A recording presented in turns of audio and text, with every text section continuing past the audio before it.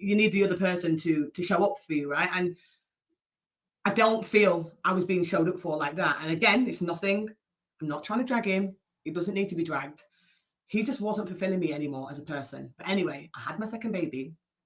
I had my first baby in lockdown. So all I had to do is survive. So,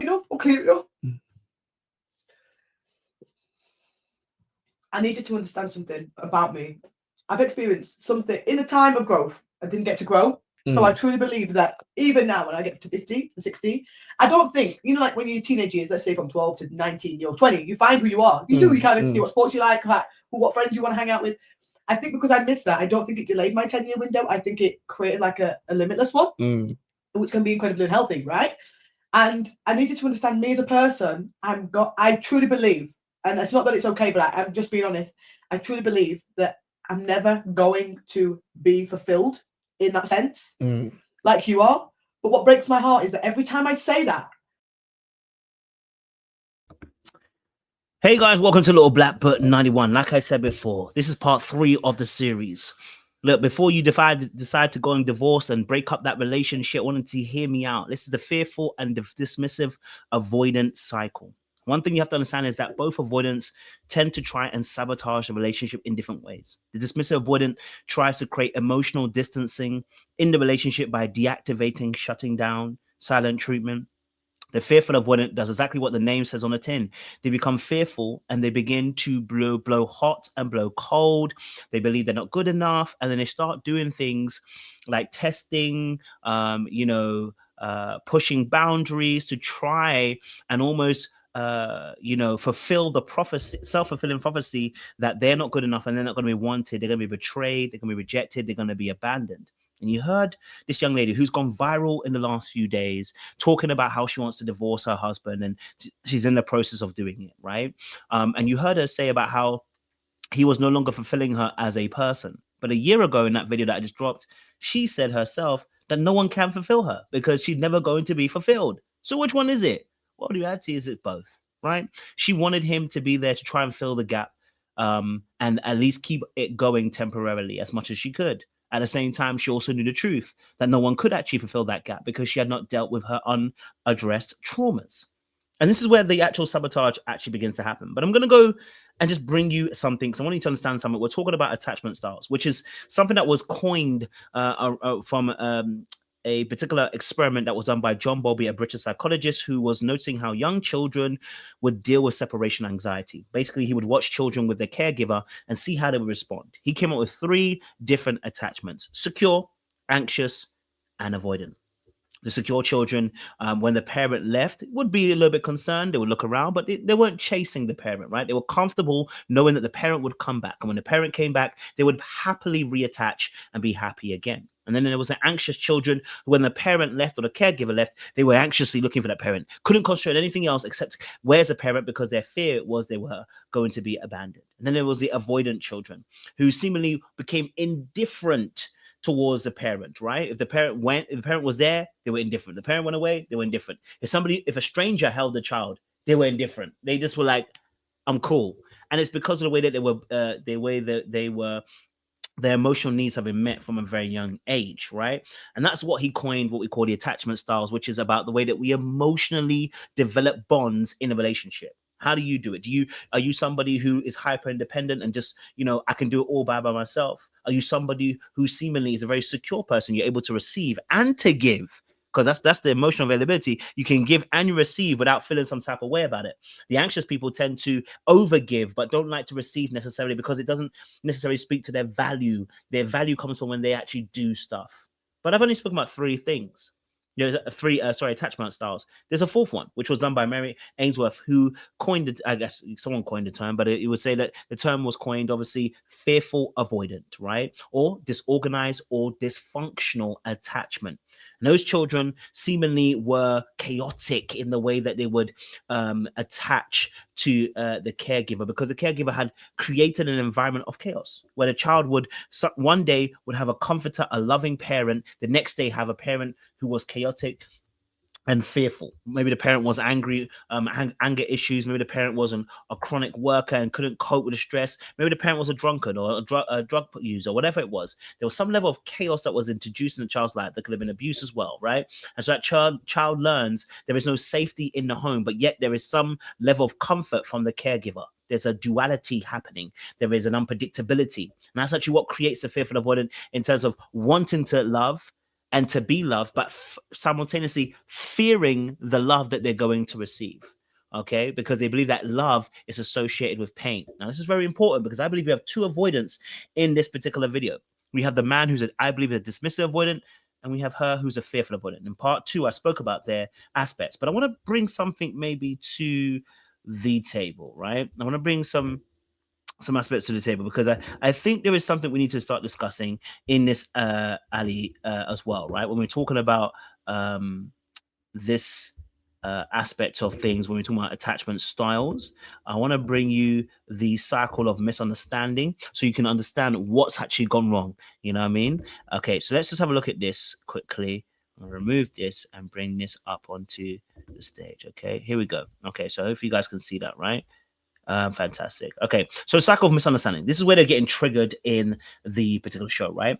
So he may be at points emotionally unavailable or late home. One of her arguments was that he was late home and therefore would miss not only the kids, but also by the time the kids were put to bed, you know, she had done all the emotional labor. And her response was that she feels abandoned, she explodes or gets passive aggressive.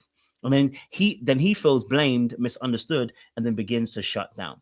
And this is actually what begins to start a cycle of misunderstanding. That doesn't have to be the chicken or the egg. That just simply just stating something that's happened in a relationship. Let's have a look at that as a clip. I'm going to show you this clip here and you can see. I had the second baby and I just wasn't coping.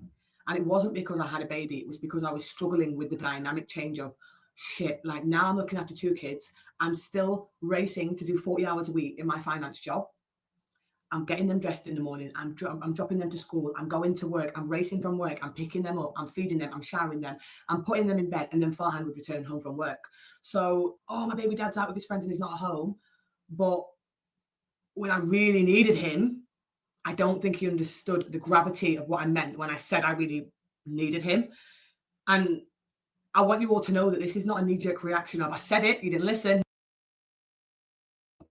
So as you can see, you know, as she described there, that this was a difference, right? For her, you know, she had the majority of the emotional labor when it came to the children. Now, I know some women are gonna scream with their heels up and say, "Yeah, that's what we're talking about. Men don't help them pull their weight." I totally understand that.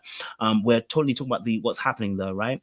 So for him, he may not be realizing that he was emotionally signing out, right? And so his part of his signing out was him not also applying himself and finding a solution to the issue of when it comes to the emotional labor with the kids, because of course he works early, finishes late. But then also, I mean, she mentioned about him being out with friends. So that was a passing remark. I don't know how much that weight was, but she put it on there, right?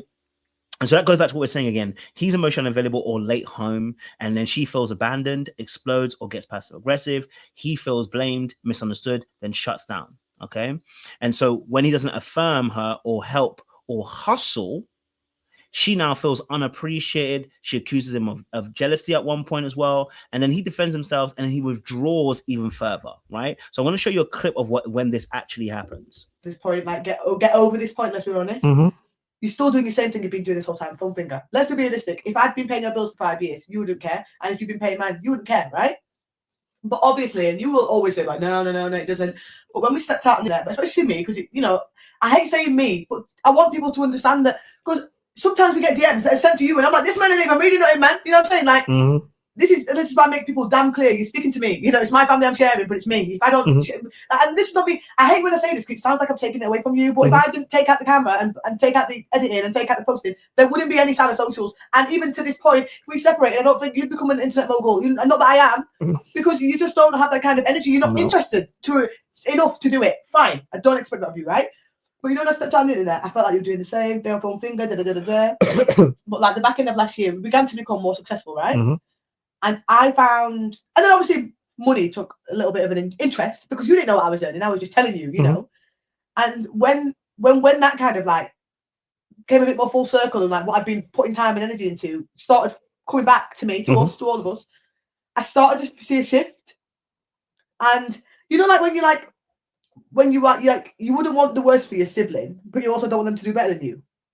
Because you don't know how they're going to use it towards you. Do you understand what I mean? No. Well, you've got 5 siblings. I think you're lying if you say so. No, but I don't. As you heard her there, she shifted into a position where she now moved into feeling like she was not being, appreciated, right? And because she had started a venture of going onto YouTube and TikTok and has started becoming her, forming her identity through her content that she was making. Unfortunately, by doing content with her husband, people were interested also in her husband. And so already it exasperates an already big problem of feeling invalidated. So she already felt unappreciated in the relationship in some shape or form. The audience now appreciating him makes her feel even further unappreciated. But then she goes on further to then accuse him of jealousy. Like, you don't want it to be better than you. You know what I'm saying? And almost hating or not wanting to see her progress. And so he's going to have to defend himself. And this can make him withdraw even further because he's a dismissive avoidant, right? And so she is going to vent, as you've heard her. If you've heard some of these clips, the way she talks is very quick and it's very heavy at points. Okay, and you watch him; he's very calm. He tries to stay as neutral as possible without being disrespectful, right? Okay, but he is feeling like she's going to be. He has a feeling that she is being disrespectful, and this is actually creating this cycle of what I'm saying to you. And so he internalized it as not a safe space to open up, right? So the moment that dismissive avoidant feels that they're not being respected, that's now no longer the safe place to be able to be vulnerable with that party, as you've heard from her. And so I'm going to play another clip so you can actually see it as well. Again, the reason why I'm playing these clips, I want you to understand there is a cycle that's going on. And until you're ready to get off the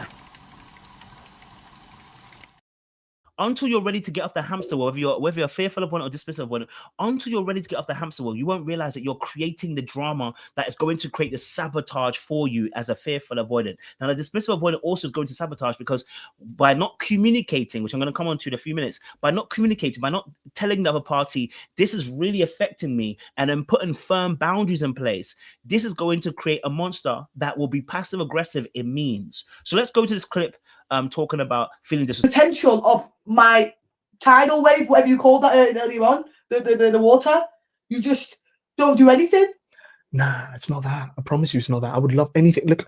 First off, I'm just gonna sound like a broken record because you have this conversation already. What? Yeah. But first off, look, I don't know where this stuff goes. I need you to direct me, man. Right. And secondly, when you direct me, just treat me with respect. You might be frustrated. I told you I might sound like a broken record. It's a consistent theme. When you're stressed out, you're not nice to be around sometimes. You know what I mean? So all I'm saying to you is let's just remember each other and just be patient. I might not I won't know it, but just be patient with me because honestly, that's just going to make me shut down. Like, I don't want. And there you go. And what do you say that word at the very end? It's just going to make him shut down. So where he's feeling disrespected, what's happening is she doesn't realize that she's overstepping boundaries. The way she talks, the tone, the way she, delivers points, she's actually quite rude. If we're watching it from outside, she's actually quite rude. Now, some people are going to say, well, her needs haven't been met. Yeah, that doesn't give you an excuse of why you're rude. Like, when you're rude like that, it's something that and he's allowed it for a very long time because that's why he's actually said that you're not a very nice person to be around, which means it's been happening a long time, right?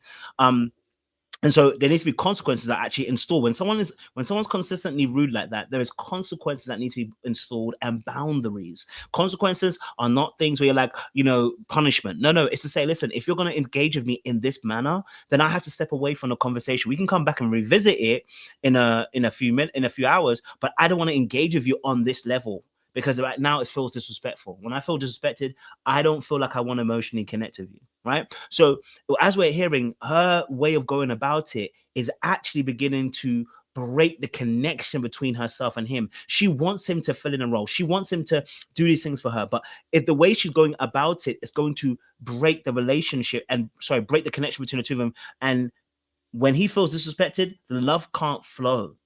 When she doesn't feel loved, her respect can't flow. You know what I'm saying to you? And that's how we have to look at it. So we are seeing a sabotage happening because every time you talk about an issue, if you watch how she even was in that moment, she couldn't even wait to respond. Like, the brother was like, let me finish. And she wouldn't even let him finish. She wanted to jump immediately on it because, again, her fears are jumping in ahead of time and she needs to slow it down. You don't need to answer everything straight away. Take some time. Let it settle. Let it marinate.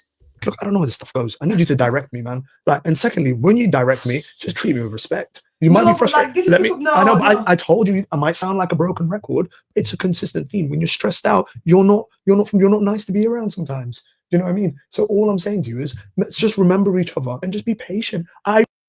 What this is also is, if you don't know anything about the fearful avoidant, what tends to happen is that they get emotionally overwhelmed and they lash out.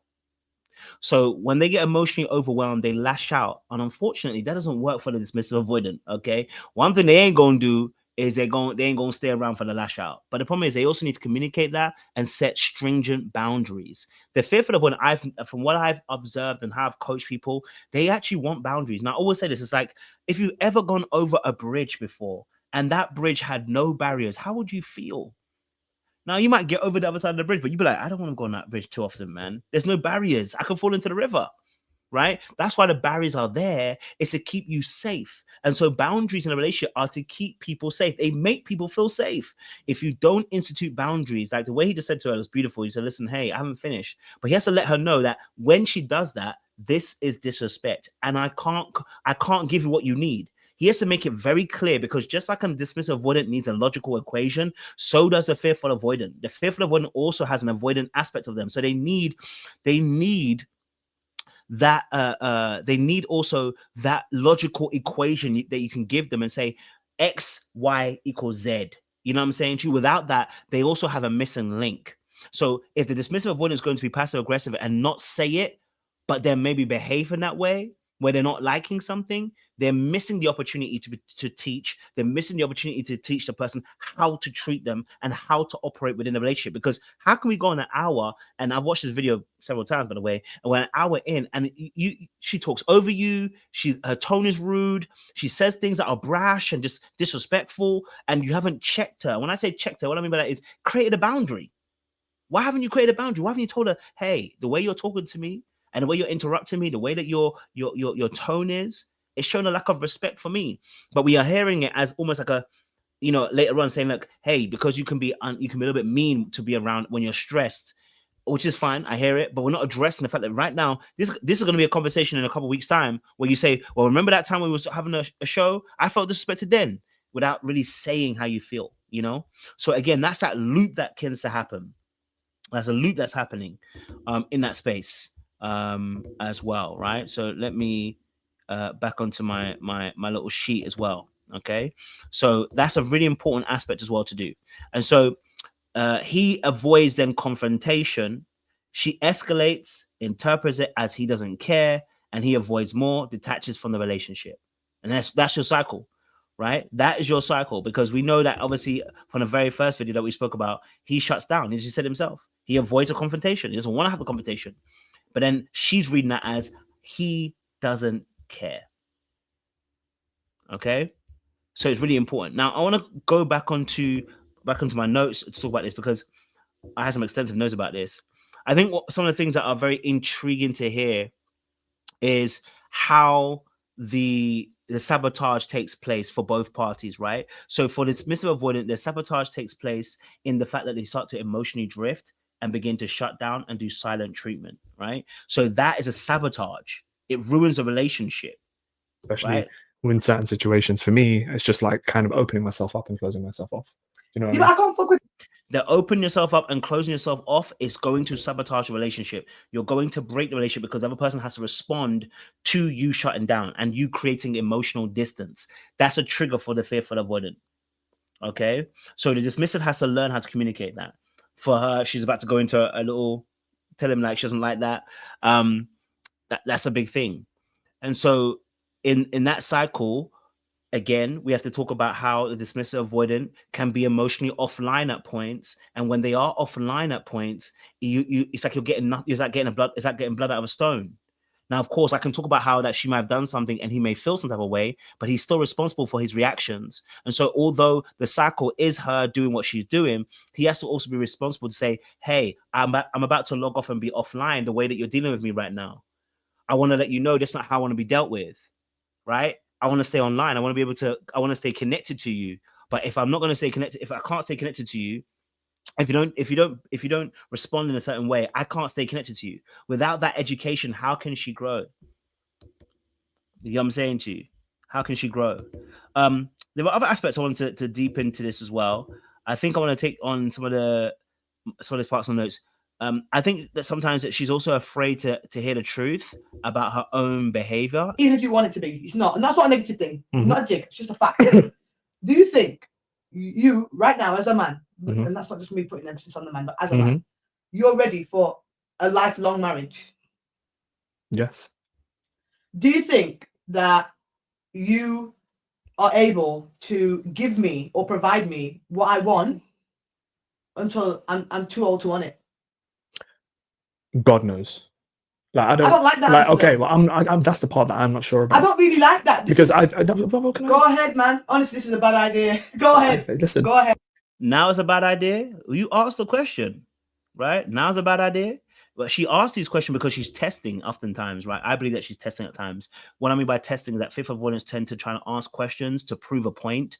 They need to feel secure and reassured. So they test. Problem with testing is you don't stop testing.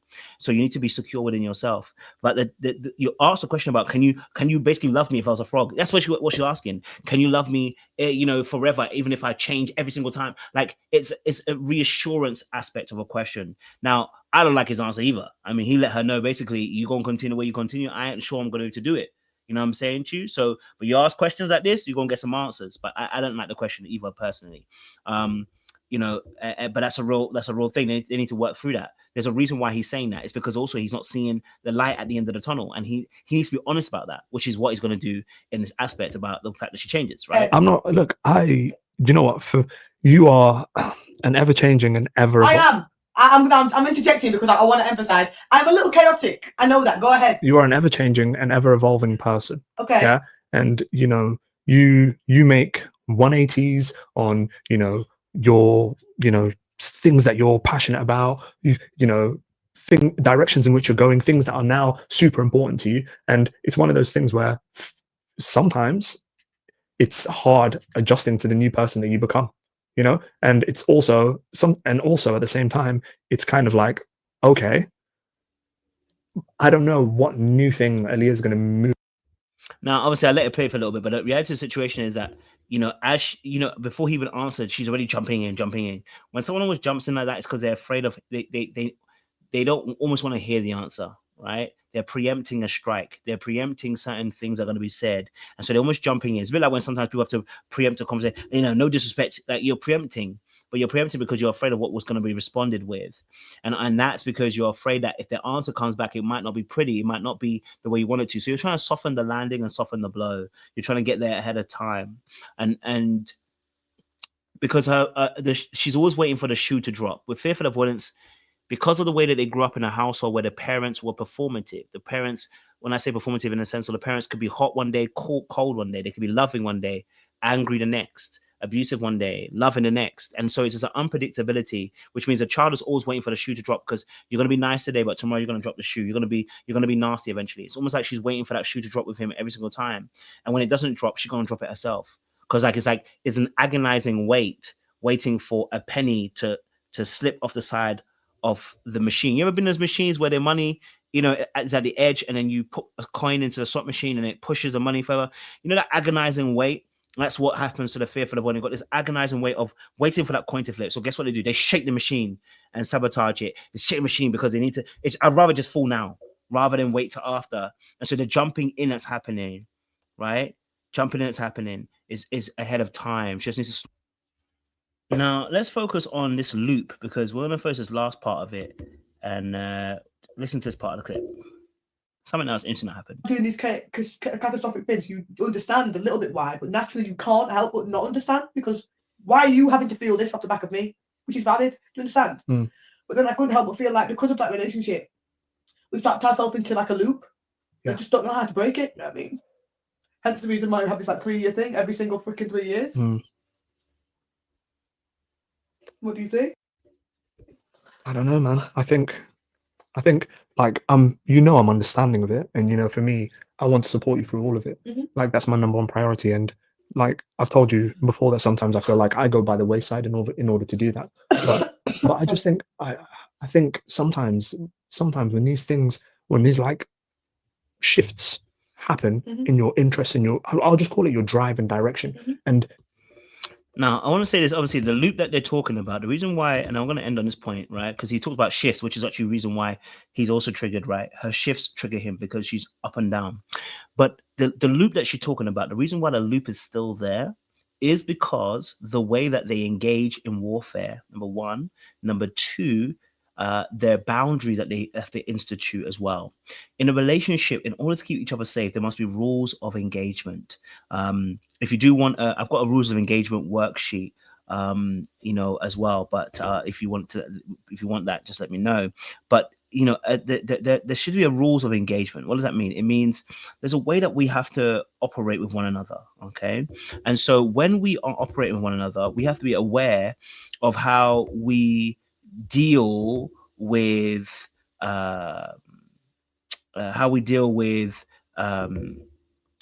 arguments. So if I'm coming to an argument with you, there should be a set of rules that I have to obey, not to argue in a particular way. And I feel like there is no rules of engagement with these two. I feel like there needs to be rules of engagement. I feel like there's a need to have a set of boundaries and the way that we talk to each other. Like, for instance, we don't raise our voice, we don't swear at each other, we don't shout, we don't scream, we don't get in each other's faces. There has to be rules of engagement, because when there is no rules of engagement, what's actually happening is we're afraid. We're actually afraid of being able to engage one another, right? On an honest level. Like, if you listen to their conversation here, right, an hour and a bit, but the way they're engaging, can it really feel safe? Is it really a safe environment to share your true thoughts and feelings? Doesn't feel like it, right? Because my man's talking about shutting down. She's talking about, I'm not connecting with you. You're not seeing my needs. Clearly, it's not safe for either of them. So neither of them wants to step out and come off the what? Precisely. And the only way to do that is when someone decides that they're gonna risk their safety and step out and do something about it. Now, I always say that men should probably step out first, because as men, we're called to be leaders. But if you're somebody who's more emotionally mature than your partner, then maybe you should step out. Whoever it is, someone needs to engage the rules of engagement and then put effective boundaries for both of us to not be able to, deal with each other the way that we are. Okay. Now I'm going to leave that clip there. Please, if you have enjoyed this, then please like it, you share it, you subscribe to the channel. Don't forget, my coaching is down below, but please book a discovery first. I want to be able to see as much people as I can, but I want to make sure that we are right fit for each other. It's not just about your money. You know what I'm saying to you? I mean, the money tastes good, though, I can't lie, but it's about make sure I actually really help people, and so we have to make sure that we are the right fit going forward as well. And I appreciate you guys. Stay locked, we'll see you again for another video very, very soon. Much love.